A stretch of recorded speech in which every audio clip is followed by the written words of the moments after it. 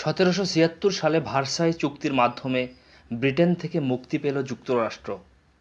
একটা সময় ছিল ব্রিটেন কর্তৃত্ব খাটাতো সারা পৃথিবীতে, কিন্তু ভার্সাই চুক্তির মাধ্যমে যুক্তরাষ্ট্র স্বাধীন হওয়ার পর তারা শিক্ষা, সাহিত্য, সংস্কৃতি ও জ্ঞান-বিজ্ঞানের পৃষ্ঠপোষকতায় এবং বিভিন্ন প্রযুক্তির ব্যবহারে এগিয়ে গেছে সকলকে ছাড়িয়ে। এটা আসলে ধৈর্য, বুদ্ধিমত্তা ও প্রজ্ঞার বিশেষ পরিচয়।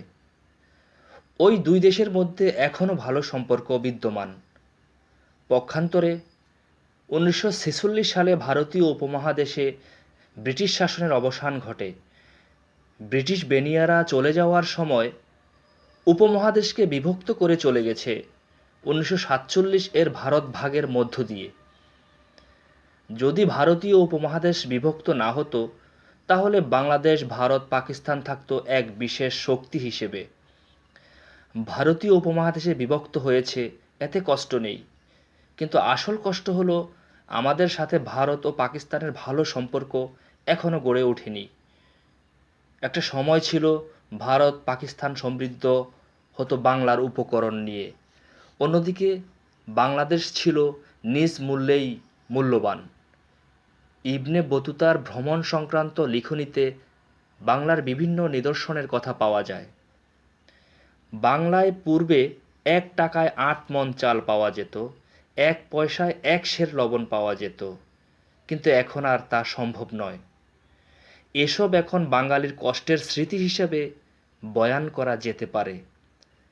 তবুও বাঙালিরা নিজের অলক্ষ্যে দাসত্বের বেড়াজালে অবস্থান করে সুস্থ ছিল বহু বছর। দিনে এনে দিনে খেয়েই তারা যেন আত্মতৃপ্ত।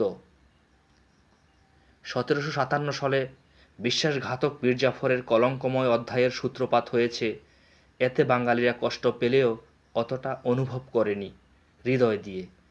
অনুভব করেছিল তখনই যখন ব্রিটিশ কর্তৃক অর্থনৈতিক লুণ্ঠন শুরু হয়েছিল। বাংলার মসলিন শিল্পকে ধ্বংস করার লক্ষ্যে মুসলিম কারিগরকে হত্যা করা হয়েছিল। বাংলার কাঁচামাল নিয়ে সমৃদ্ধ হয়েছিল বেনিয়ারা। এতে দুর্ভিক্ষ দেখা দিয়েছিল সমগ্র ভারতবর্ষে। বোলডোজার দিয়ে গুঁড়িয়ে দেয়া হয়েছিল সবুজ ফসলের ক্ষেত। এতে চাষ করা হয়েছিল চা, নীল ও আফিমের।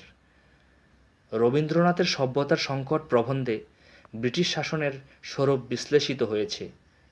তার দাদা বাবা ব্রিটিশদের বেশ ভক্ত ছিলেন, রবীন্দ্রনাথও কম ভক্ত ছিলেন না, কিন্তু জীবন সায়ান্নে এসে রবীন্দ্রনাথের তন্দ্রা ভাঙে ব্রিটিশ কুশাসনের প্রভাব দেখে।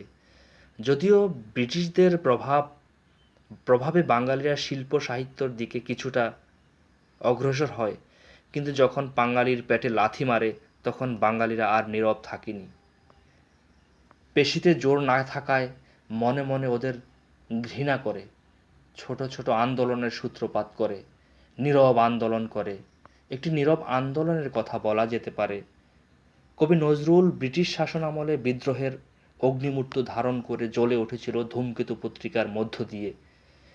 তিনি ন্যায়, নৈতিকতা, আদর্শের পক্ষে অবস্থান করে কারাগারে অবরুদ্ধ থেকেছিল, তবুও তার বিদ্রোহ থামেনি।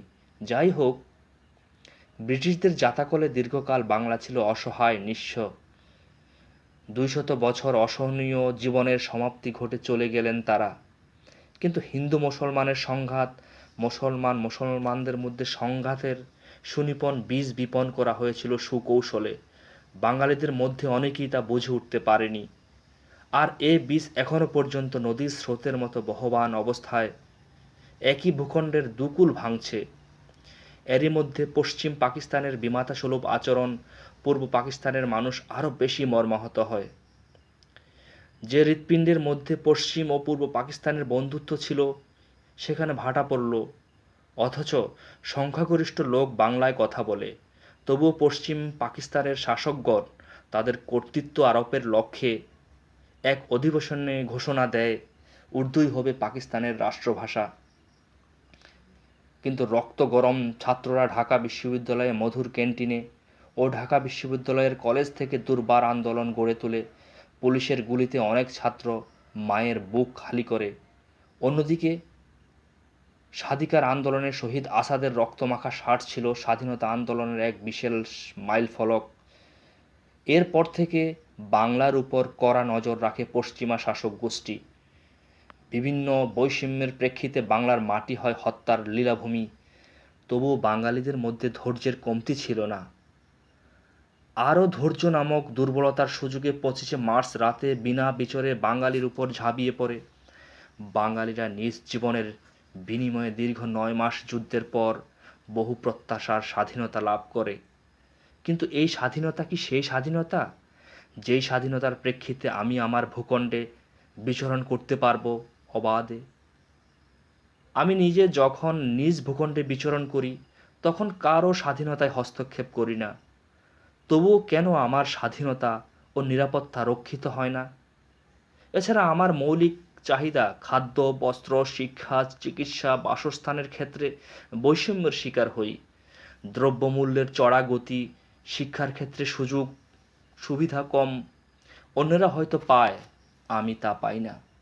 চিকিৎসার ক্ষেত্রে সরকারি ক্লিনিকে অনিয়ম, চাকরিজীবীরা অনিয়মের দায়ে অভিযুক্ত, সরকারের ক্ষমতাপ্রাপ্ত ব্যক্তিরা আমলারা বিভিন্ন অনিয়মের দায়ে অভিযুক্ত, আর অন্যদিকে প্রকৃত স্বাধীনতা ও মুক্তিহারা অসহায় নিঃস্ব সাধারণ মানুষ।